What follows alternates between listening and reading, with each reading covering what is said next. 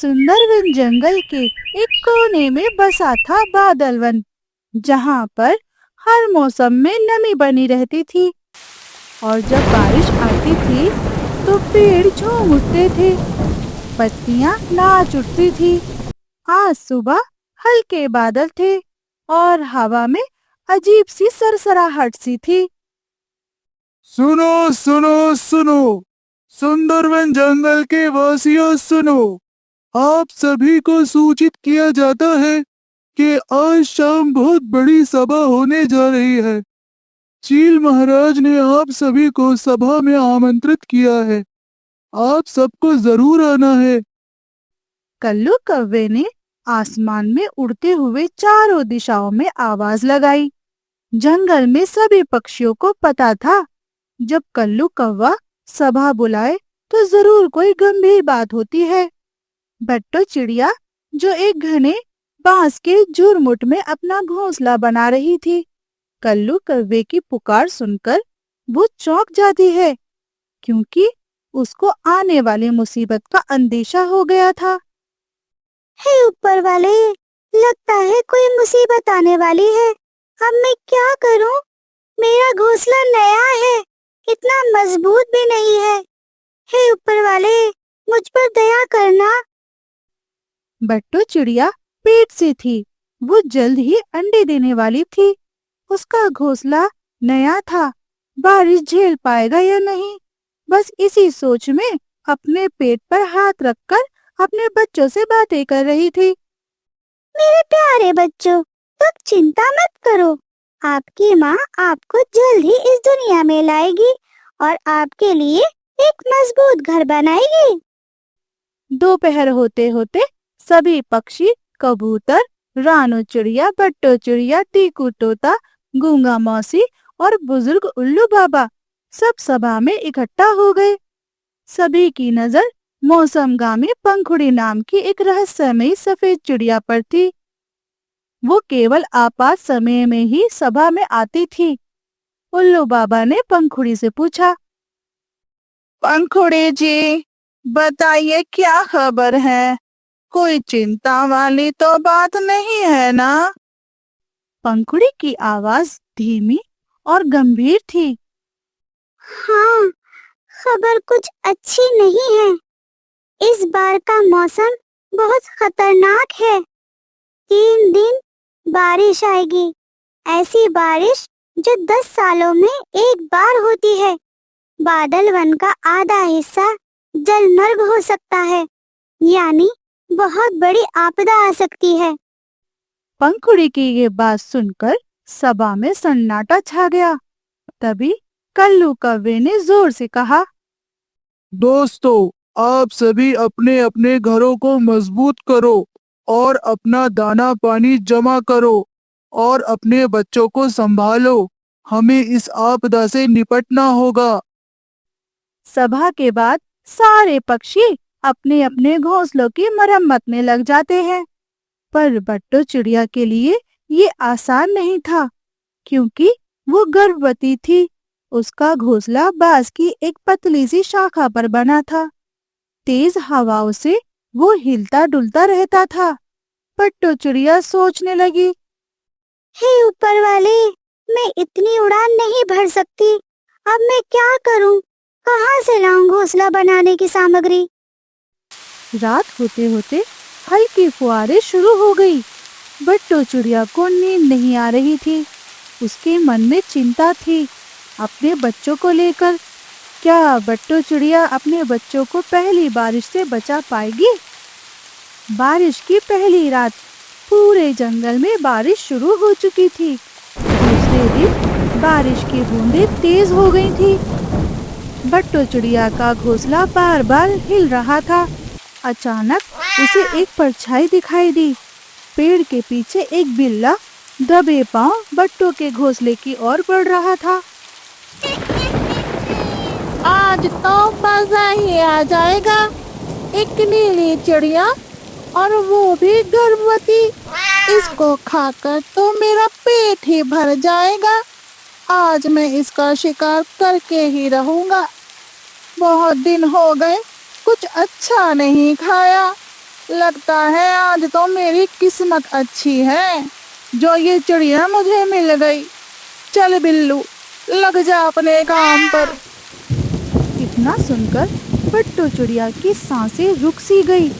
जैसे ही बिल्ला पास आया, उसने अपनी पूरी ताकत से फड़फड़ाकर उड़ान भरी और जोर से चीखी। बचाओ, बचाओ, कोई है? मुझे इस बिल्ली से बचाओ। हेलो भैया, कहाँ हैं आप? जल्दी आओ, मेरी मदद करो कल्लू भैया। बट्टू चिड़िया ने जैसे ही आवाज लगाई, पास के पेड़ से कल्लू कौवा तुरंत आया और बिल्ले पर झपट पड़ा। कल्लू कौवे ने बिल्ले को इतना मारा कि बिल्ला वहां से दुम दबाकर भाग गया।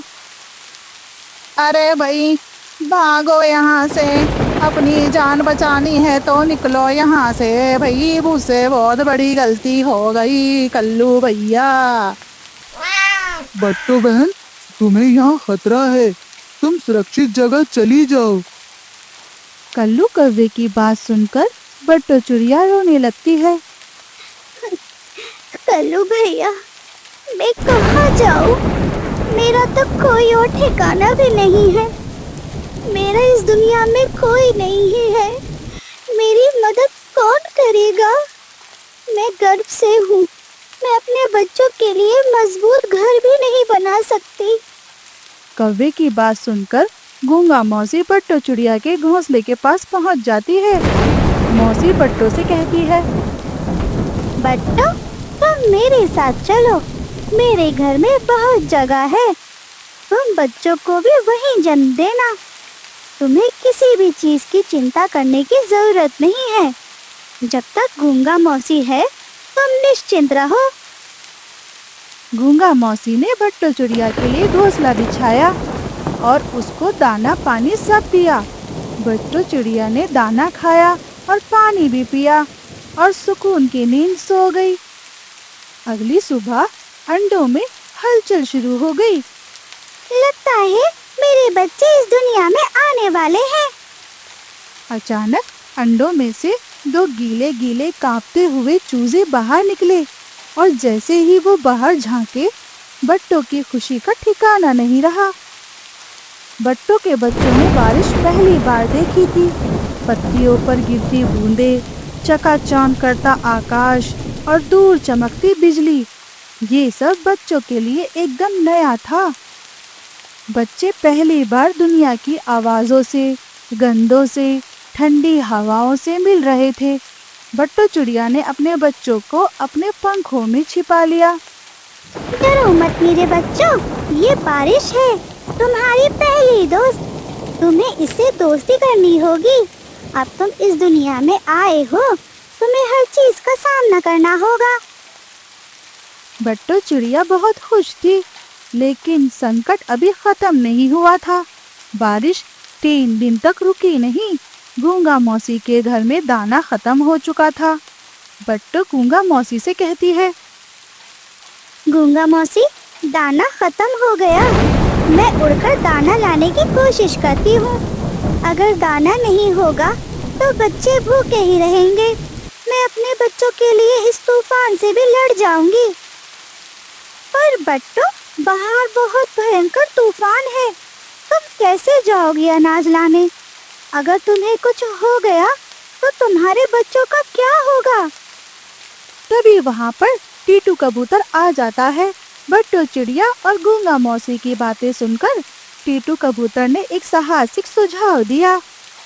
जंगल के पश्चिम में नीले पत्थर की गुफा है, जहाँ पुराने दिनों का भंडार पड़ा है, मगर वहाँ जाना खतरे से खाली नहीं है।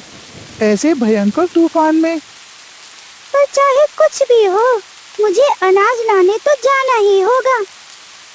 तभी कल्लू कौवा, टीटू कबूतर और बट्टू चिड़िया ने मिलकर तय किया, वे तीनों अनाज लाने उस गुफा में जाएंगे। वो तीनों अनाज लाने के लिए निकल पड़ते हैं। बारिश में उड़ते हुए तेज तूफान के साथ वो तीनों उड़ते जा रहे थे। थोड़ी देर होने पर आसमान से बिजली कड़कती है। वो तीनों डरकर एक पेड़ की डाल पर बैठ जाते हैं। जैसे ही बिजली कड़कना बंद होती है, वो तीनों फिर उड़ते हैं और उड़ते उड़ते नीली गुफा तक पहुंच ही जाते हैं। तो ये है नीली गुफा। चलो हम अंदर चलकर देखते हैं। चलो कल्लू भैया, टीटू भैया। हाँ बट्टो बहन, चलो। भीतर गुप्त अंधेरा था, मगर गुफा की दीवारों पर चमकते हुए फास्फोर के पत्थर थे। वहाँ सचमुच दाना पानी से भरी मटकियाँ थीं, सूखा अनाज, बीज, सूखी फलियाँ। ये तो पंखुड़ी चिड़िया ने सालों पहले जमा किया था। उसने कहा था किसी दिन ये जरूर काम आएगा। शुक्र है दाना पानी मिल गया। अब हम आराम से ये बारिश का मौसम काट सकते हैं। अब मेरे बच्चे भी भूखे नहीं रहेंगे।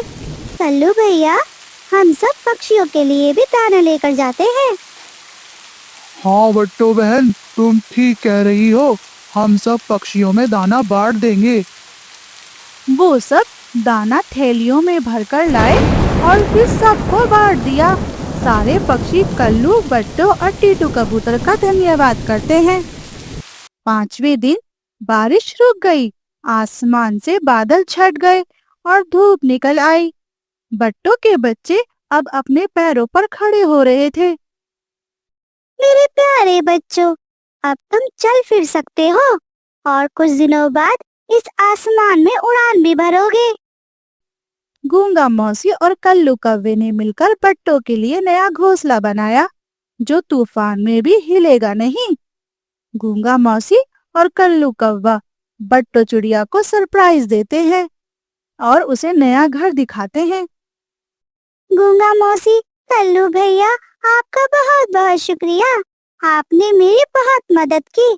मैं आपका यह एहसान कभी नहीं भूलूंगी। आपने इस मुसीबत की घड़ी में मेरा बहुत साथ दिया है। बादल वन जंगल में मौसम साफ हो चुका था। सारे पक्षी एक जगह इकट्ठा हुए। कल्लू कव्वा सारे पक्षियों से बोला, इस बार हमें एक दूसरे की मदद ने बचाया। अगर पंखुड़ी ने पहले से दाना जमा ना किया होता, अगर बट्टो चिड़िया ने साहस न दिखाया होता, अगर गूंगा मौसी ने बट्टो चिड़िया को ना अपनाया होता, इस मुसीबत से बचना नामुमकिन था। मैं आज बहुत खुश हूँ। मुझे अपने जंगल के सभी पक्षियों पर गर्व है। एकता हो तो बादल बन जंगल के जैसी। सच्चे साथी वही होते हैं जो मुसीबत में तुम्हारा साथ निभाए। वहां खड़े सब पक्षियों ने चील महाराज की जय जयकार की और सभी अपना जीवन हंसी खुशी बिताने लगे। तो दोस्तों, इस कहानी से हमें सीख मिलती है। जो दोस्त हमारी मुसीबत में काम आए, वो हमारा सच्चा दोस्त होता है। और ऐसे दोस्त बहुत मुश्किल से मिलते हैं। हमें इनकी कद्र करनी चाहिए। तो बच्चों, कैसी लगी आपको ये कहानी? हमें जरूर बताइएगा। कहानी को लाइक और चैनल को सब्सक्राइब करना मत भूलना। अगली कहानी में मिलेंगे। Bye bye. दूर कहीं जंगल में बट्टो नाम की चिड़िया रहती थी। उसके 3 बच्चे थे, बंटी, मोनू और राजू। तीनों बच्चे बहुत ही बदमाश थे। हर रोज किसी न किसी के साथ वो झगड़ा किया करते थे और उनके घर वाले बट्टो के घर शिकायत लेकर आते थे। अरे बट्टो, अपने बच्चों को समझाओ। देखो कैसे मेरे बेटे को बुरी तरह पीटा है। बट्टो बच्चे को देखती है। उसने देखा कि रानू चिड़िया के बच्चे को तीनों ने मिलकर बहुत मारा था। उसे देखकर बट्टो की आंखों में पानी आ जाता है। चलो बेटा, हम डॉक्टर के पास चलते हैं। बट्टो अपने तीनों बच्चों को लेकर बहुत चिंतित हो गई। बच्चों, ये दुनिया बहुत जालिम है। अगर तुम्हें इस दुनिया में रहना है तो सूझबूझ से रहना होगा। तभी वहां पर कल्लू कव्वा आ जाता है। कल्लू कव्वे को देखकर सब चुप हो जाते हैं, लेकिन कल्लू कव्वा बट्टो के मन की बात जान लेता है। बट्टो, मैं तुम्हारे मन की बात समझ सकता हूँ। चलो बच्चों, अपनी अपनी पढ़ाई करने बैठ जाओ, नहीं तो टीचर की बहुत डांट पड़ेगी। बच्चे पढ़ाई करने बैठ जाते हैं। तीनों बच्चे स्कूल का प्रोजेक्ट कर रहे थे, लेकिन वो उस प्रोजेक्ट को कर नहीं पा रहे थे। बच्चों, अगर तुम तीनों मिलकर एक बड़ा प्रोजेक्ट बनाओगे तो तुमको प्रोजेक्ट बनाने में आसानी होगी। प्रोजेक्ट बड़ा भी बनेगा और साथ साथ वक्त भी कम लगेगा। जैसे ही कल्लू कव्वे ने कहा था, वैसे ही बंटी, मोनू और राजू ने किया। थोड़ी ही देर में जंगल में बारिश का कहर ये प्रोजेक्ट बनकर तैयार हो गया। बट्टो चिड़िया बच्चों का प्रोजेक्ट देखकर बहुत खुश हो जाती है। देखा तुमने बट्टो, तुम्हारे बच्चे बहुत होशियार हैं, पर इनको सही दिशा और अच्छी सलाह की जरूरत है। तभी कल्लू कव्वे के दिमाग में एक आइडिया आ जाता है। बट्टो, मेरे दिमाग में एक सुझाव है। अगर वो सफल रहा तो तुम्हारे तीनों बच्चे बहुत आगे जा सकते हैं और उनको आगे की जिंदगी जीने में कोई परेशानी नहीं होगी। अगर ऐसा है कल्लू भैया, तो मैं कुछ भी करने के लिए तैयार हूँ। नहीं नहीं बट्टो, तुम्हें कुछ करने की कोई जरूरत नहीं है। तुम्हें बस बच्चों के प्रति अपनी माँ की ममता को थोड़ा कम करना होगा। फिर देखो कैसे आगे चमत्कार हो जाता है। तुम सारी जिम्मेदारी मुझ पर सौंप दो। बट्टो को बस अपने तीनों बच्चों को सुधारना था। सुबह हो जाती है। कल्लू ने बच्चों के लिए कुछ सामान इकट्ठा किया था। बच्चों, बारिश का मौसम आने वाला है। सूत्रों के अनुसार यह पता चला है कि आने वाले कुछ दिनों में जंगल में बहुत तेज बारिश होगी। अब तुम तीनों बड़े हो चुके हो। कुछ समय बाद तुम्हारे सर पर अपने परिवार की जिम्मेदारी भी पड़ने वाली है। इसीलिए हम दोनों ने मिलकर तुम तीनों का इम्तिहान लेने का फैसला किया है। कौन सा इम्तिहान कल्लू मामा?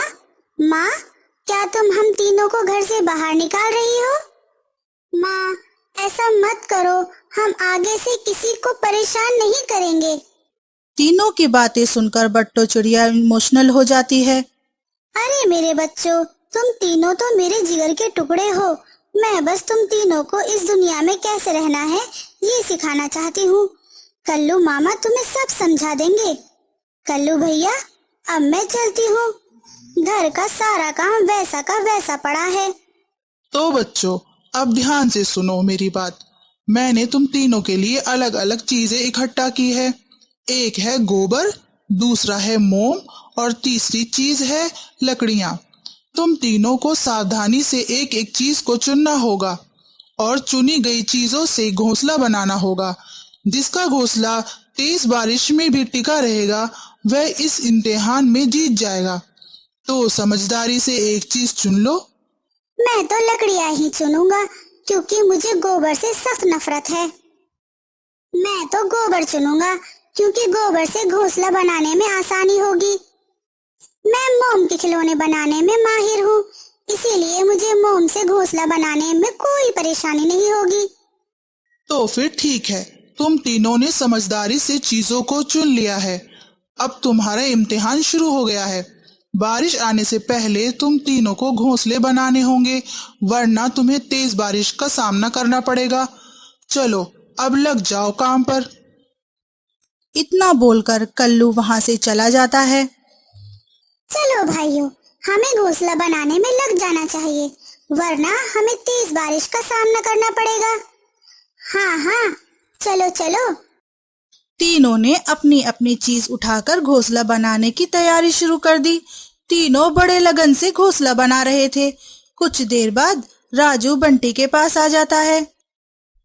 बंटी, मुझे लकड़ी उठाने में थोड़ी परेशानी हो रही है, क्योंकि लकड़ी थोड़ी भारी है। क्या तुम मेरी मदद करोगे? नहीं नहीं, मैं तुम्हारी कोई मदद नहीं करने वाला। तुमने अपनी मर्जी से लकड़ी को चुना है और मेरे पास इतना समय भी नहीं है जो मैं तुम्हारी मदद कर सकूं। राजू उदास हो जाता है और मन ही मन में सोचने लगता है।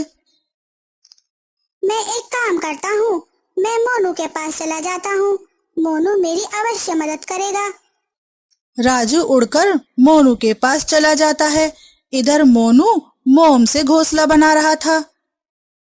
अरे राजू भैया, तुम इधर क्या कर रहे हो? क्या करूं मोनू, मुझे लकड़ियां उठाने में बहुत परेशानी हो रही है। क्या तुम मेरी मदद कर सकते हो? भैया, तुम देख नहीं रहे हो, मुझे कितनी मेहनत करनी पड़ रही है। मुझे पहले मोम को पिघलाना पड़ता है, तब जाकर मैं उसका घोंसला बना सकता हूँ। मेरा काम तो तुमसे भी ज्यादा कठिन है। राजू मोनू की बात को सुनकर और भी ज्यादा उदास हो जाता है। राजू तीनों भाइयों में सबसे बड़ा और समझदार था। चलो कोई बात नहीं, मैं छोटी लकड़ियों से ही अपना घोंसला बना लेता हूँ। ऐसा सोचकर राजू अपने काम में लग जाता है। जैसे तैसे करके तीनों के तीनों मिलकर अपने अपने घोंसले बना लेते हैं। मैंने गोबर से तो अपना घर बना लिया, लेकिन इसे सूखने में थोड़ा वक्त लगेगा। मैं आशा करता हूँ कि 2-3 दिन में बारिश ना आए। तभी सूचना पक्षी बस्ती में सूचना देने आ गए। सुनो सुनो, बस्ती के सारे पक्षियों को ये सूचना दी जाती है कि 2-3 दिन के बाद जो बारिश आने वाली थी वो आज रात को ही आने वाली है। तो राजा जी ने हम सबको ये निवेदन किया है कि अपने अपने घोंसले जितने जल्द हो सकें उतनी जल्द पक्के कर लो। सूचना पक्षी की ये बात सुनकर बंटी बहुत ही ज्यादा चिंतित हो जाता है। अरे ये क्या हो रहा है? मुझे जिस बात का डर था वही हो रहा है, लेकिन मैं अब कर भी क्या सकता हूँ। मुझे इसी घोंसले में रहना पड़ेगा। तीनों अपने अपने घोंसलों में चले गए और जैसे सूचना पक्षियों ने कहा था वैसे ही तेज बारिश शुरू हो गई। बारिश की वजह से बंटी का गोबर का घोंसला गलने लगा।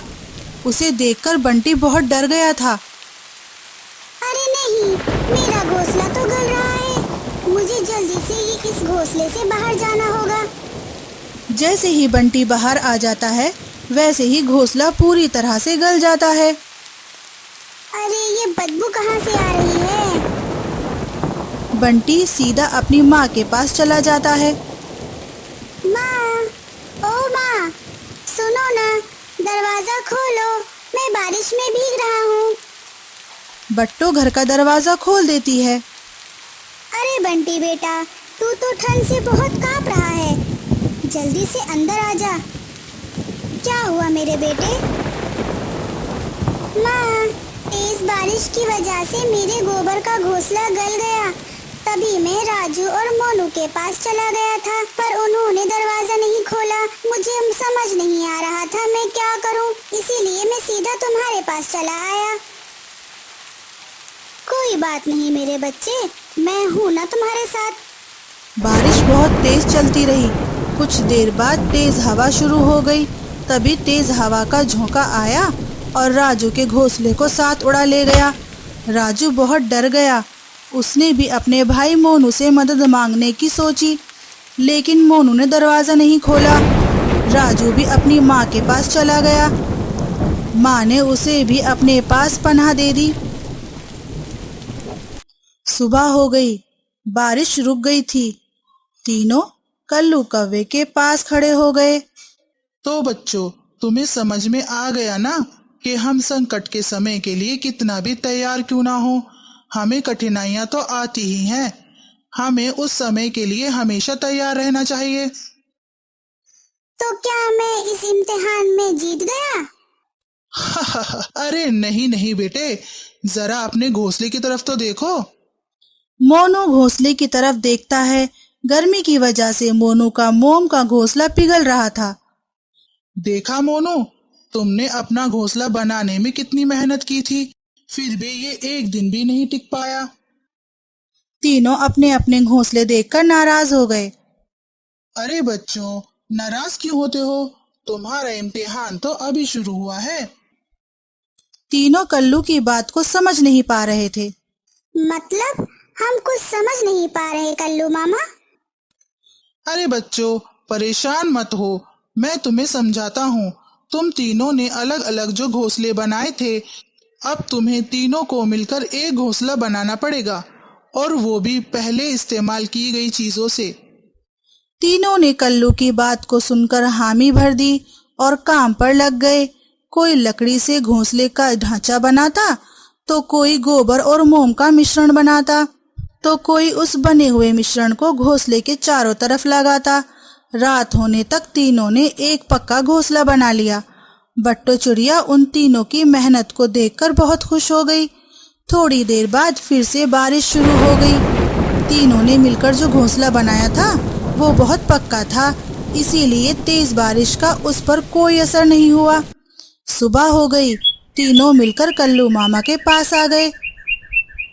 कल्लू मामा, हमें हमारी गलती का एहसास हो गया है।